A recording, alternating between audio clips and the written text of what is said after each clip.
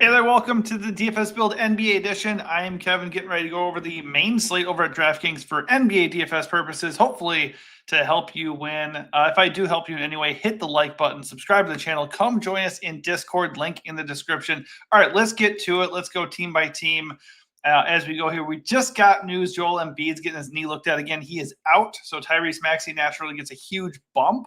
And then, of course, we'll be looking at Philly value a little bit too. But let's start with Toronto in Brooklyn against the Nets. This game has a 132.5 total, so that's obviously pretty darn inviting.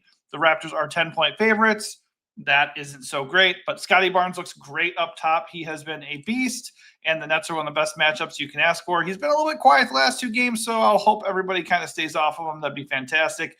Obviously, with Maxey being more of a priority all of a sudden, it's possible his ownership could come down a little bit, but I would still think he's going to be fairly owned because the Nets are a dream spot. Brandon Ingram at 7.6. I think that's a no for me. You can always play him just like any of these Raptors because they've been playing pretty well, and the matchup is sublime. But Emmanuel Quickly at 6.4, he is going to be the guy that I look to first. I think that's going to be everybody, though, coming in with 30% ownership. Let me pull this up a little bit so it sounds a little bit better. There we go.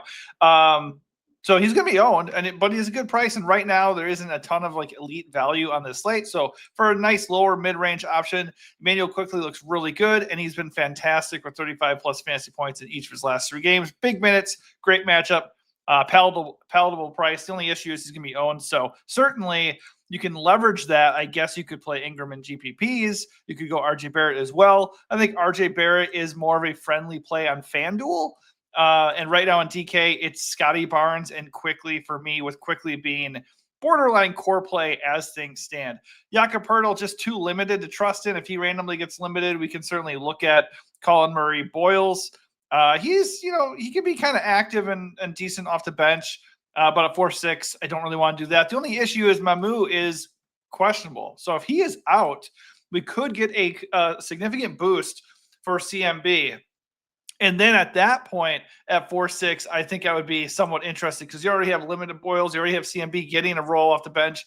And then, of course, you would have, Mamu not playing. So that'd be significant. So keep an eye on that. It doesn't mean like I wouldn't list him a core play whatsoever, but I think that would make him more appealing for sure. Michael Porter Jr. looks like a really good play at 7.4K. Easily my favorite Nets play. Nick Claxton going up against Poeltl, 6.4. Just an okay play. I don't mind it. Nick Claxton has certainly displayed a ceiling lately. Not so great in the last two games. 51 fantasy points against the Pacers, 40-plus fantasy points in two of his other matchups before that. So he's been pretty good. And there are not a lot of hot usage guys in Brooklyn just because Cam Thomas isn't in there right now. So I think MPJ is the safest play. It's obviously a 10-point spread, and he's going to be kind of owned, so that's kind of gross. But MPJ still looks really, really good here. Let me check my mic. My mic is not really sounding great in my headphones as we go here. But anyways, here we go. Oh, I lost it. What's going on? I lost the page here. I'm gonna have to refresh because I lost the page and it went down and got stuck. Okay, so here we go. Going back over the Brooklyn side, MPJ is going to be who I like the most here. We can look at the value. Noah Clowney is going to start. He's going to get minutes. He was dreadful in his last game, but before that, he definitely paid off with 26 fantasy points when he was a little bit cheaper. The price has come up to the point where I don't think you have to play him or anything, but the matchup with the Raptors is good, and he is going to play probably 30-plus minutes, and he's under 5K. I think he's a fair play. It's just not like a lock for me or anything. Terrence Mann, probably the most appealing value for the Nets right now. And even he is not somebody that I'm going to be locking into lineups by any means. Igor Demon at 4.5K. I think he's an okay play. I keep bumping this down. I think he's an okay play, but if he starts, but not anybody that I have a ton of faith in. All right, Memphis and New York. The Grizzlies are 10-point road dogs in Madison Square Garden. And we have Ja Morant, who just seems kind of disinterested. Like, we know the usage is there. 30% usage rate in his last game, 42% in the game before that. He did display a ceiling against the Mavs with 50 fantasy points. So, like, the ceiling is there, and the projection's okay, and certainly the price is nice. So if you want to take a shot on Ja Morant, giving this shit and, like, coming in and having a good game, I don't mind it at 8.3, especially since – I don't know if the 20% ownership is going to hold, especially with the interest going back to Maxey. So, like, I would not be shocked if he's more overlooked. if we're getting a chalky Ja Morant, I don't want anything to do with that. The matchup with the Knicks already isn't great, and there's blowout risk, and they're on the road, and like there's just like a level of disinterest and like dysfunction there. So chalky Morant, that's a big no for me. But at this price, if the ownership dips, I would have some interest. JJJ at no ownership at 7.5. I don't mind that for tournaments. Certainly not a cash game play. Certainly not a safe play. He has exhibited no ceiling all year. The bright spot is 27% usage rate in his last game, but capped minutes, just not getting there at all. And Memphis in general is a freaking nightmare. So not super into him, but for tournaments, like he does always have a ceiling and you never know, he could pop off. Not really the spot to do it though. Cedric Howard has been really solid lately, 34 and 39 fantasy points his last 2 games. Just he's got capped minutes and the matchup is not amazing. So I think as a cheap play who's going to push for 30 minutes, I think he's viable. And especially on a slate that does not have like a ton of obvious awesome value yet. I think he's fair, but like if I was going to do that, I would just pivot to Santi Aldama at 5'6". Santi Hive, come alive, baby. Santi is like not a super reliable play, and he needs to hit from outside, but he could. You never know. And I do like the power forward eligibility there too, as well as center. Not feeling super excited to play anything else here. These guys all kind of cut into each other. You can always take a shot on Jalen Wells or Jock Landale, but it feels pretty gross, not going to lie. All right, the Knicks look great. Memphis is not a scary matchup whatsoever. The Grizzlies are giving up, a ton of points actually this year, I'm pretty sure. Let me check. It is, 21st most points allowed. Or no, the 9th most points allowed. They rank 21st in scoring. So it's a really good spot, and Memphis also runs at the 3rd fastest pace in the league. So the Knicks look great. 120-point team implied total here at home. Cat looks awesome, and he's been good lately too. 50 fantasy points in his last game, 62 3 games ago. So we know that ceiling is back. I just think he wasn't healthy earlier in the year. So healthy Cat in a smash spot. I like that. I think Jalen Brunson's interesting leverage just because right now it looks like Cat's going to be like doubling his ownership. I still prefer Cat. If you're just asking me, hey, who's the best play? It's Cat for sure. Projects better. Is only $100 more. He has a higher ceiling. But if he's going to get all the ownership, I think Brunson's a really interesting tournament play where we fade Cat. And then, of course, pairing them in a really good spot and then maybe coming back with a Ja or a cheap Grizzly or two is not the worst thing in the world. Because then obviously if you pay for them, you're hoping that game stays close. OG, Mikal Bridges, totally fine plays at 6.5 and 6.4. Just don't have the ceilings to get me excited. Like OG's going to be chalky. That's chalk I don't mind getting away from. Once again, it's a great spot and they're at home. So these guys probably will be at least decent, if not pretty darn good. I just never feel amazing about clicking OG or Mikal Bridges. And like, it doesn't really typically hurt me when I don't do it. But if he gets you like 36 to 37 fantasy points or hits a ceiling, obviously that's going to be nice. You're not going to be sad about that. The odds of both of them hitting though, like if you look at their game logs, it's just not a massive ceiling there. So I would not pair them. I would consider Mikal Bridges as a leverage play, a direct pivot off of chalky OG. That's interesting, but I would not pair them. Josh Hart at 5'4", he's a triple-double machine when he gets the run. The question is, will he get the run? Probably not. It's a great matchup to take a shot on him in tournaments, though. I do think he's interesting at 5'4". He's even more interesting if Mitchell Robinson, who is questionable, ends up missing. And if that ends up happening, we might get extra burn for Miles McBride. Jordan Clarkson could get a few extra minutes with 17 minutes projected here. He could get a boost of 20+. These guys are just shots in the dark then at getting a little bit extended off the bench in a really good spot. And the guys that are coming off the bench, like specifically Clarkson at 3.4K, if the game blows out, he might get a little extra burn in that regard too. Yabu at 3.2K is kind of interesting if Mitchell Robinson is out. And by kind of interesting, I mean very interesting. So he looks like a really good punt at 3.2 if he gets a spot start or if he just ends up getting 15+ minutes off the bench. Either way, we need to keep an eye on the Mitchell Robinson news because that is pretty massive. I don't know why that keeps dropping like that. All right, Boston and Philly. Boston favored by 3 in Philly. Philly, no Joel Embiid in this game. Jaylen Brown looks really good at 8.5K, 43-point fantasy projection. He and Derek White and Peyton Pritchard all look really, really good. The best value here for me is going to be Jaylen Brown. He just continues to be a little bit too cheap. And he has a really, really high usage rate. Taylor and I talked about this like right around here.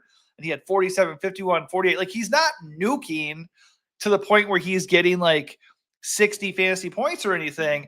But the role is amazing. 37% plus usage rate in each of these games here. Just that's not going away.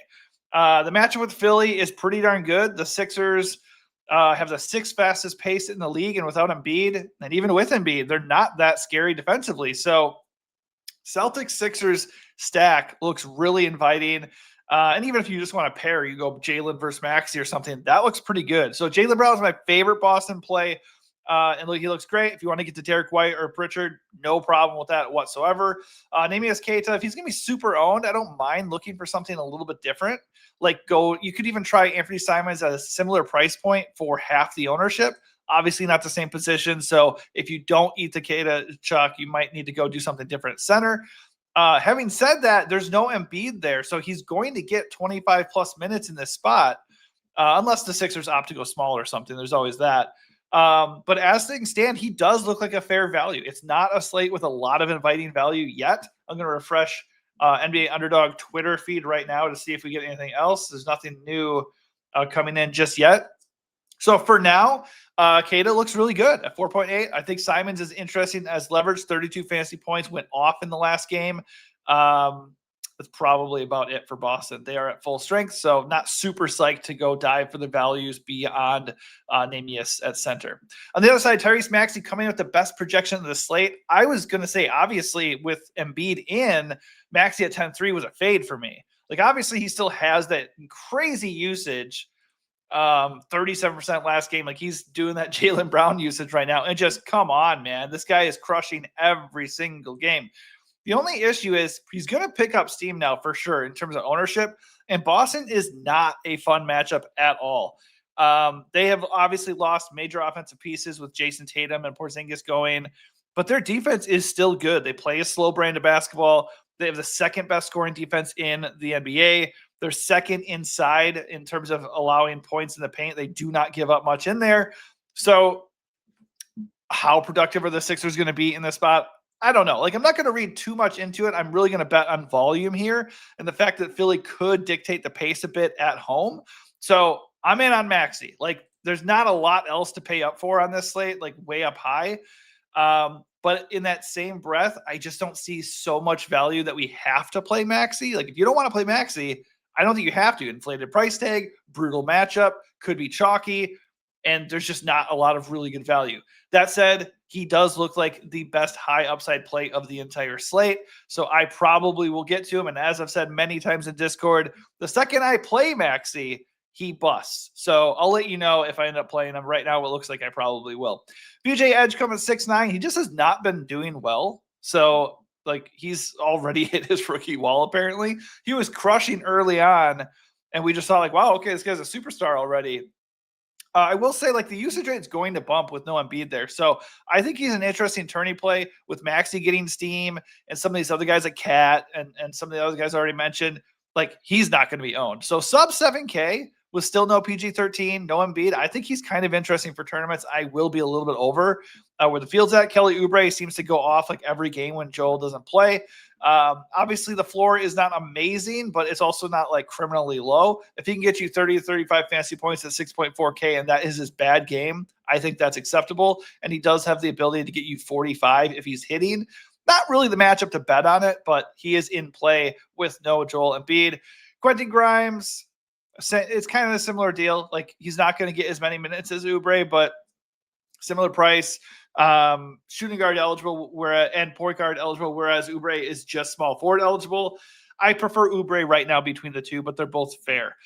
Andre Drummond, like, he was really good last game and 3 games ago as well. So with no Embiid, if he starts at 5'3", I like him. Like, what's there not to like? Decent projection. It doesn't cost you an arm and a leg. Right now, not pulling much ownership, but now that, like, that's going to update and he's going to pull a little bit of ownership. So we'll have to kind of look at that and kind of decide, do we want to play chalky Drummond if that ends up being the case? not so sure. But right now, he does look good in terms of minutes, and he's a really good permanent guy. Don't love the matchup at all, but just based off of role and what he does when he's out there, I think he does look like a solid play. Stephen Curry projects horribly. It's OKC in OKC. The Warriors are 8-point dogs. Something tells me Curry, coming off of sickness in OKC in a brutal spot, is going to freaking nuke for no real reason. It's noisy. I don't have any reason to feel it, but something tells me Curry's going to drop like a 45 bomb or something stupid. Nothing behind that makes it make sense, but we know he has a really good usage rate. We know he does have a ceiling. The projection is god awful. In cash games, he's a full no. And across the board, he does not look like a guy we'd want to get to a lot. But he is a huge part of Golden State's offense. And we know that when he is hot, he is super hot. So I don't mind getting him a little bit over the field because he's not going to be owned whatsoever. Jimmy Butler is kind of in the same range. Shooting guard only is terrible. I think I'm going to probably ignore him. And if I'm going to do something low owned in Golden State, I'm going to bet on Stephen Curry going off for no reason. Coming at 8K is the easiest fade in the world. He hasn't even been good. And he's priced up because, Jimmy and Steph were missing some games. So do not play Jonathan Kuminga at 8K. That is insane. Draymond's a no, not getting enough run for me. And it's just not a good spot at all. Pajemski is a no with everybody healthy at 6'3". His price is too far up. So same with Moses Moody. All these guys are a little bit too expensive unless we get a random Golden State guy out. I'm going to refresh this as we go here just to see if anything pops up. No. So if that happens, we can go back and look at Golden State. But right now, it's just a low-owned Steph Curry GPP dart, and that's it for me. On the other side, SGA. SGA is interesting now, very much so, because Maxey is going to gain steam. So I'm going to be way overweight on SGA. Let's be honest here. Maxey, in terms of volume and production so far, is just a god play in DFS, but he's $500 cheaper than SGA, which isn't that much when you consider SGA's ceiling as well, and that he's in a better spot at home against the Warriors. So if the ownership is going to be, absolutely crazy in favor of Maxey, I will absolutely go over on SGA. Chet Holmgren, he's been kind of limited lately in terms of minutes, 21 when he came back from injury, 30 last game. He probably will be okay now. So maybe the projection is a little bit light, and if he's not going to be owned at all, we know he has a massive ceiling. At 7.7, I am in on being a little bit over on the field. Certainly not a core play at that price. There's other, some cheaper plays like a Hartenstein at 6'9". Like his ceiling takes a dip when Chet is there, but he actually projects a little bit better. So I think he's a little bit more interesting, but Chet in terms of ceiling and in tournaments is appealing. Ajay Mitchell, 6'3". The price is coming up, but this guy keeps nuking, dude, just crushing on a regular basis. He's even starting now. I think the price, it's getting a bit much for me. I don't think I really want to do that, but he'll be in play and he's going to carry a little bit of ownership, especially if he's going to be owned though. Like I'm not going to go heavy on a 6'3" Ajay Mitchell. I'd rather take a chance and leverage that with like a Kayson Wallace at 5'2", and that's probably about it here. Indiana and Utah, this is really the most appealing game of the slate. And if it's going to be overlooked, I don't mind, kind of stacking it a little bit. Some of the options are priced up, but it's got a really nice total, a 2-point spread, and we can hammer it with it being the last game of the night, an hour after the other games start. Pascal Siakam projects like a god, man. He looks awesome. I think starting off builds with a Siakam Maxey or a Siakam SGA pairing, I think that makes sense, or Siakam Cat. Like I'm very interested in Siakam, almost a 50-point projection. The price is steep, but the Jazz are a really good matchup with no Walker Kessler, and just everything else about it looks good. So I'm willing to eat that salary in the hopes that he kind of gets a little bit overlooked. And if that ends up being the case, especially with Maxey getting steamed, that's going to be fun, in my opinion. Andrew Nembhard, Aaron Nesmith, both 6'3". I prefer Nembhard, but they both look pretty good here. Walker at 6'7". Price is getting a little bit too high for me, and he's had some really bad games lately. I think it's still a solid try, especially since he's not going to be owned, and we know he's going to get minutes. But Isaiah Jackson's getting a little bit of a longer leash. They do have other bodies. And the price is just a little bit rich. So I think he's in play, but he's not a must. The value, with Nembhard back, like the guard value is not as exciting anymore. I'm not going to take the Ray J Dennis dive. I'm not going to play Ben Shepherd. who is now a little bit expensive for the minutes he gets. I think Isaiah Jackson at 5-1 is okay. He's a really good per minute guy, really good spot here. And also keep an eye on the possible return of TJ McConnell. Not super interested to play him in his first game back, but obviously that would dent, it would further limit guys like Ben Shepherd and these other guards that we don't really want anything to do with anyways. I think Nembhard and Nesmith are totally safe regardless of what happens with TJ. All right, Utah, last team of the night. Lauri Markkanen looks good. 8K, 40-point fantasy projection. He is going to be owned. All these Jazz guys project for ownership. I'm going to be very interested to see if this shifts with the Maxey Embiid news. Like, do we lose ownership here from Nurkic over to like Keita and Drummond? Like, if that happens, I'd be way over on Nurkic. Ace Bailey looks good as a solid value at 4.3. Filipowski at 4K. These guys have very low floors, but they're very cheap in the best game environment of the night. Lowry's going to carry some ownership. Keontae George is going to carry some ownership. If I had to play one of them, it'd probably be Keontae because he's eligible at 2 positions. And, he just he's only $900 cheaper. And he's not that far away from Lowry in terms of projection. And he's a little bit less owned. Plus, he's at a position where we have Maxey and SGA where people are going to pay up possibly and continue to overlook him. So I like them both a lot. I'm going to be very interested in doing some kind of combination of Siakam, Nembhard, Keontae, Lowry, and then, of course, getting to Nurk and Ace. So whether it's good or bad, stacking up the Pacers and Jazz feels like a really good thing to do. That said, it does also feel like it's the popular thing to do. So like I was saying before, we can look at, maybe going into a game that nobody wants to go to, like the Golden State game a little bit, going and targeting somebody like Steph, or going and stacking the Boston-Philly game, depending on where the ownership lands in that one. But the one that honestly might get overlooked the most is suddenly this Raptors-Nets game. Like, I don't know what it is, but a lot of these teams, they just play down to their level of competition. So I would not be shocked at all if the Nets and Raptors game ended up being like the best, most stackable game of the night. And it's going to be very annoying because I'm not personally on it right now.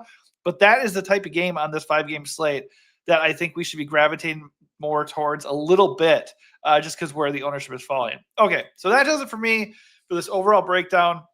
We'll have finalized core plays on our site, dfsbuild.com. Just $5.99 a month to access that, plus all of our NFL, MMA, and anything else that we're doing. Taylor's shoving out free NHL DFS picks right now as well. So lots to get there for just one low price for the entire month. And of course, if you just want free advice, hit up these videos, hit the like button, subscribe to the channel, and also come join us in Discord. All of that is 100% free. All right, hopefully I helped you out, and we can get some big wins tonight. Thanks for watching, and good luck.